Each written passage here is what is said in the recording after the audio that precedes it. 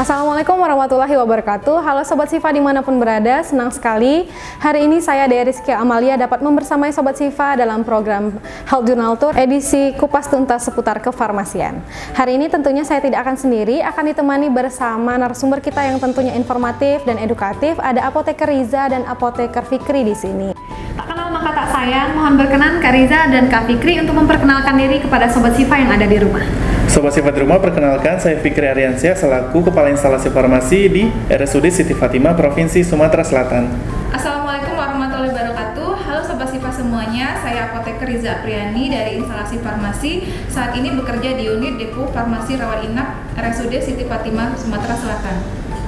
Baik Sobat Sifa, edukasi kepada pasien dan masyarakat awam bukan hanya tentang penyakit dan pencegahannya. Masih jarang sekali masyarakat yang mengetahui informasi dan edukasi seputar penggunaan obat-obatan dan kefarmasian.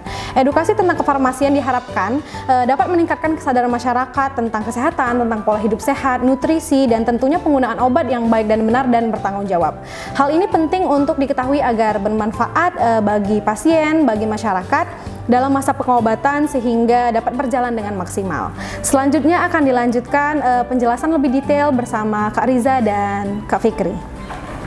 Sebelum kita lanjut lebih dalam lagi mengenai kefarmasian, ada baiknya kita mengetahui dulu nih, apa itu definisi dari instalasi farmasi itu sendiri. Boleh dijelaskan mungkin Kak Fikri dan Kak Riza? Definisi instalasi farmasi itu sendiri menurut Peraturan Menteri Kesehatan Nomor 72 Tahun 2016 adalah suatu unit yang ada di dalam rumah sakit yang melaksanakan pelayanan kefarmasian seluruh rangkaian pelayanan kefarmasian. Di RSUD Siti Fatimah sendiri kita melayani 3 depo, yaitu Depo Farmasi Rawat Inap, itu bergabung dengan Depo Farmasi IGD, lalu Depo Farmasi OKICU, Depo Farmasi Rawat Jalan, seperti itu. Oke. Baik, terima kasih penjelasan dari instalasi farmasi itu sendiri. Nah, kalau pelayanan yang diberikan oleh instalasi farmasi di RSUD Siti Fatimah Provinsi Sumatera Selatan sendiri itu gimana, Kak? Pelayanan instalasi farmasi yang dilakukan di RSUD Siti Fatimah diantaranya yang pertama itu pengelolaan sediaan farmasi, alat kesehatan dan juga bahan medis habis pakai berupa pencatatan dan pelaporannya. Kemudian itu ada pelayanan farmasi klinis juga berupa pemberian informasi obat, pengkajian resep, penyiapan obat, monitoring efek samping obat, konseling beserta visit. Untuk pelayanan obat di instalasi farmasi rawat inap maupun di rawat jalan, peresepan obatnya sama-sama diinput oleh dokter melalui SIM RS. Kemudian dari SIM RS tersebut akan masuk ke sistem farmasi. Farmasi di sini akan membaca terlebih dahulu resepnya, kemudian dikaji secara administrasi dengan melihat nama pasien, nama dokternya, umur pasien, kemudian dari segi farmasetiknya dilihat cara penggunaannya, jumlah obatnya, aturan pakainya, beserta farmasi klinis. Ada atau tidaknya efek samping serta interaksi obat. Jika dirasa terdapat adanya masalah, maka farmasi akan mengkonfirmasi dokter penulis resep untuk berkonsultasi tentang masalah tersebut. Jika tidak ada masalah, maka farmasi akan segera menyiapkan obat tersebut. Untuk farmasi rawat inap, obat tersebut akan disiapkan per hari oleh farmasi, kemudian akan diserahkan ke perawat dengan serah terima dengan perawat disertai tanda tangan di CPPF-nya. Di rawat inap pun ada kegiatan visite di mana apoteker akan bertemu dengan pasien untuk mengkonsultasikan mengenai cara penggunaan obat, misalnya cara penggunaan pemakaian insulin yang benar, kemudian aturan pakai penggunaan antibiotik dan juga obat-obat inhalasi seperti Symbicort dan juga Berotep. Baik. Kemudian bagaimana sih alur farmasi di RSUD Siti Fatimah Provinsi Sumatera Selatan? Untuk alur farmasi itu sendiri, kita mulai dari obat itu tidak ada sampai obat itu diberikan kepada pasien. Kita melayani semua rangkaian kefarmasian seperti itu. Jadi mulai dari perencanaan, pemesanan, pengadaan, sampai obat itu kita berikan kepada pasien. Nah, semua rangkaian pelayanan tersebut dilakukan oleh instalasi farmasi. Untuk pelayanan kefarmasian itu sendiri, obat yang kita pesan itu harus menjamin mutu. Mutu ini berarti sumbernya harus jelas, terdaftar di BPOM dan legal. Nah, jadi distributor-distributor yang legal itu adalah sumber kita dalam menyetok obat di instalasi farmasi. Namun apabila terjadi kekosongan obat, biasanya ada informasi dari distributor bahwa obat tersebut kosong. Walaupun di distributor kosong, itu biasanya masih ada stok di rumah sakit lain atau di apotik. Nah, instalasi farmasi itu sendiri juga bekerja sama dengan rumah sakit lain dalam proses peminjaman obat. Nah, secara prosedur dan SOP kita sudah ada. Peminjaman obat dilakukan oleh instalasi farmasi ke instalasi farmasi rumah sakit di sekitar RSUD Siti Fatimah, Provinsi Sumatera Selatan. Nah, selanjutnya untuk pembelian obat keluar, kita juga melakukan pembelian secara resep personal atau personal prescribing yang ditujukan ke apotik terdekat yang mempunyai stok obat tersebut untuk memenuhi kebutuhan di instalasi farmasi, seperti itu. Oke, itu tadi adalah alur farmasi di RSUD Siti Fatimah, Provinsi Sumatera Selatan. Kemudian bagaimana sih Kak cara mencegah kesalahan pemberian obat khususnya di RSUD Siti Fatimah, Provinsi Sumatera Selatan? Mungkin kepada pasien dan keluarga pasien seperti itu. Untuk mencegah terjadinya kesalahan pada saat pemberian obat kepada pasien, yang pertama kita harus identifikasi dulu nama pasiennya, nama obatnya, dosisnya, aturan pakainya, beserta efek samping yang akan ditimbulkan. Yang kedua, pada saat penyerahan obat kepada pasien ya, kita sebagai apoteker pada saat menyerahkan itu harus memastikan bahwa obat yang kita berikan ini sudah diterima dengan jelas oleh pasien mengenai informasi yang sudah kita berikan, dengan cara kita meminta pasien untuk mengulangi kembali instruksi yang sudah kita sampaikan. Oke, apa saja nih Kak tanda obat yang rusak atau obat yang tidak layak lagi dikonsumsi? Bisa dijelaskan? Untuk kondisi obat yang sudah tidak layak dikonsumsi itu ada dua macam, terjadi perubahan dan lama penyimpanan. Nah, terjadi perubahan ini kita bisa lihat secara fisiknya. Ada perubahan warna, perubahan bentuk, atau dia hancur seperti itu, misalnya meleleh atau lengket seperti itu, atau tablet itu biasanya jadi rapuh. Nah, untuk kondisi-kondisi ini itu adalah tanda secara fisik bahwa obat tersebut sudah tidak layak lagi digunakan. Lalu yang kedua ini adalah lama penyimpanan. Lama penyimpanan ini ada aturannya, jadi bisa diakses oleh Sobat Sifa di internet.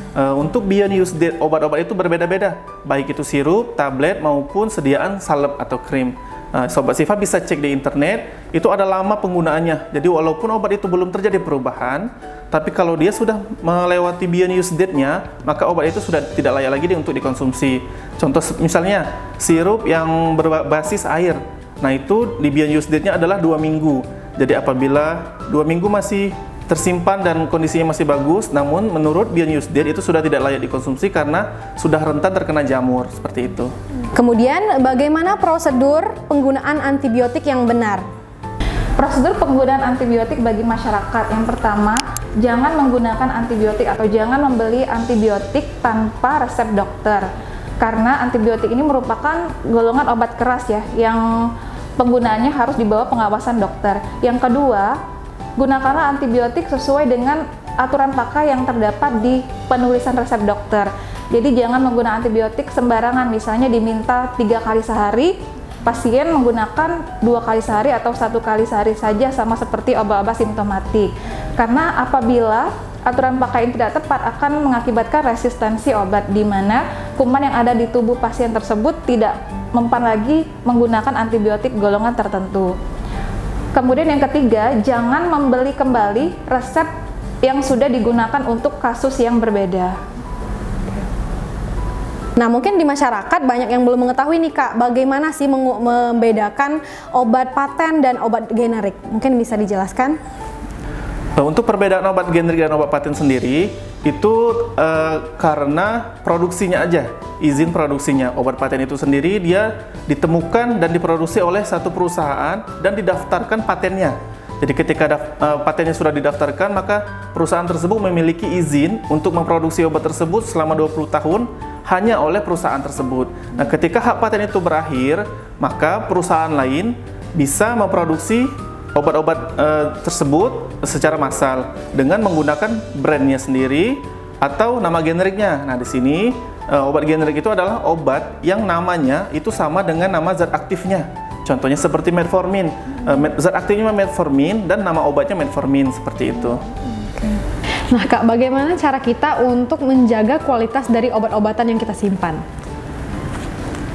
Cara menjaga kualitas obat agar tetap aman itu dilihat dari penyimpanannya. Simpanlah obat di tempat yang sesuai dengan yang terdapat di kemasan obat. Misalnya untuk obat-obat tablet, kemudian obat-obat sirup, kapsul, simpanlah di tempat yang sejuk atau suhu ruangan. Sedangkan untuk insulin dan obat-obat tetes mata tertentu, simpanlah di suhu dingin. Oke, perlu nggak Kak kira-kira kita itu memiliki stok obat-obatan di rumah? Nah, obat apa aja Kak yang harus ada di rumah itu? Nah, apa saja obat yang harus ada di rumah? Itu kita sebagai masyarakat bisa mendapatkan obat-obat, tidak hanya mendapatkan obatnya saja, tapi kita juga harus mendapatkan informasi seputar obat tersebut. Sobat Sifa bisa mendapatkan obat-obat ini melalui sumber-sumber yang legal, dan dengan sumber yang legal tersebut menjamin mutu dari obat tersebut. Dengan mutu yang terjamin, maka obat tersebut layak digunakan seperti apotik, puskesmas, dan rumah sakit. Dengan sumber yang legal tersebut, mutu obat tersebut terjamin, dan Sobat Sifa bisa mendapatkan obat-obat tersebut. Informasi obat juga bisa didapatkan melalui apotik. Apabila Sobat Sifa merasakan keluhan, bisa mendapatkan obat di apotik dan sekalian bertanya mengenai informasi obatnya. Nah, obat-obat apa saja yang harus kita punya? Yaitu obat-obat biasanya yang di kemasannya itu ada logo biru dan hijau, lingkaran biru dan lingkaran hijau. Itu bisa disimpan di rumah dan bisa didapatkan secara bebas. Jadi Sobat Sifa bisa mendapatkan obat itu tanpa harus ada resep dari dokter. Apabila memiliki gejala yang sama seperti sakit kepala, itu bisa sharing sama keluarga. Tapi untuk obat-obat dengan kondisi khusus seperti ada tanda logo merah dan huruf K, itu obat-obat keras yang hanya boleh didapatkan oleh resep dokter. Nah, maka dari itu Sobat Sifa tidak boleh menggunakan resep obat yang punya keluarga walaupun gejala kondisinya sama seperti itu. Bagaimana sih Kak prosedur penggunaan obat di rumah atau oleh masyarakat? Sobat Sifa di rumah bisa menggunakan obat dengan metode dagu sibu. Apa itu dagu sibu? Dagu sibu adalah singkatan dapatkan, gunakan, simpan, dan buang. Nah, dapatkan sendiri, itu dapatkanlah obat yang legal, yang mutunya terjamin. Di mana kita bisa mendapatkan obat itu seperti yang saya jelaskan tadi, di apotik, rumah sakit, dan puskesmas. Nah, setelah didapatkan, tidak hanya obatnya yang harus didapatkan, tapi juga informasi penggunaan obatnya. Jadi, tidak terjadi kesalahan dalam penggunaan obat. Lalu gunakanlah sesuai etiket yang tertera di kemasan. Jadi, sesuai dengan kebutuhannya. Kalau 3 kali sehari, gunakanlah obat itu di pagi, siang, dan malam hari. Apabila 2 kali sehari, gunakan di pagi dan malam hari. Sebelum makan dan setelah makan juga harus sesuai dengan etiketnya. Nah, lalu simpanlah obat ini sesuai dengan etiket yang tertera. Jadi ada yang harus disimpan di dalam lemari es, ada juga yang disimpan di tempat yang kering. Nah, suhu itu berpengaruh dalam lamanya kualitas obat itu terjaga. Lalu buang.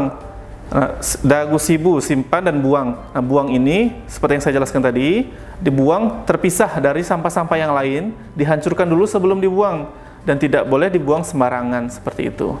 Oke.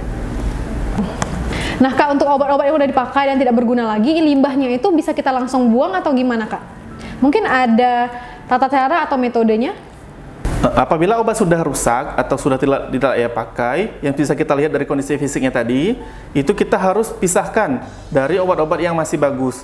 Setelah kita pisahkan, kita bisa musnahkan dengan cara menghancurkannya terlebih dahulu sebelum dibuang, agar tidak terjadi penyalahgunaan yang lain. Jadi setelah kita hancurkan, kita pisahkan sampahnya dari sampah-sampah yang lain, lalu kita buang ke tempat pembuangan sampah. Tidak boleh dibuang sembarangan, karena akan mencemari limbah. Seperti itu. Okay. Nah Kak, apa saja sih tanda-tanda ketika seseorang mengalami alergi obat? Dan apa aja yang kita lakukan ketika terjadi alergi obat tersebut?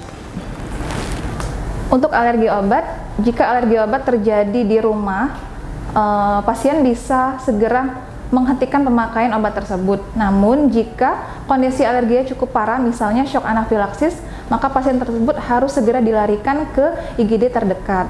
Kemudian jika alergia terjadi di rumah sakit, apoteker akan memberitahukan kepada perawat jaga ataupun berkomunikasi dengan dokter penulis resep.